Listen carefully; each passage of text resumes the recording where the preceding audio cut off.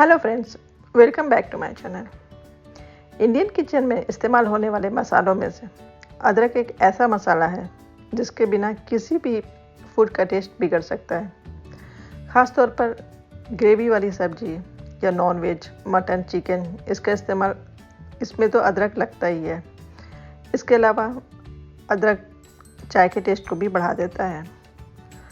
लेकिन जब अदरक पाउडर की बात आती है तो हम लोग बाज़ार से ले आते हैं। आज मैं अपने इस वीडियो में बड़ी इजीली अदरक पाउडर कैसे बनाएं ये बताऊंगी।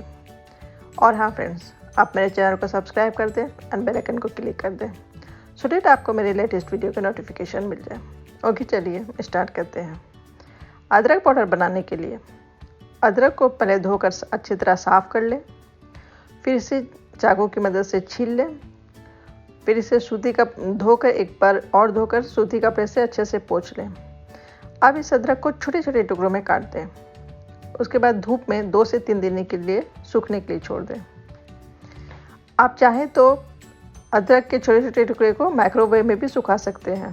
3-4 मिनट तक माइक्रोवेव में डाल के चला दें, देन पलटकर फिर 3-4 मिनट के लिए चला दें।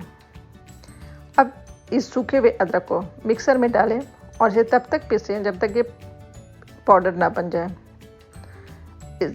अब आपका अदरक पाउडर तैयार है। इसके स्टोर करने के लिए आप एयरटाइट कंटेनर में इसे स्टोर करें। खुले बर्तन में स्टोर करने से ये जल्दी ख़राब हो जाते हैं।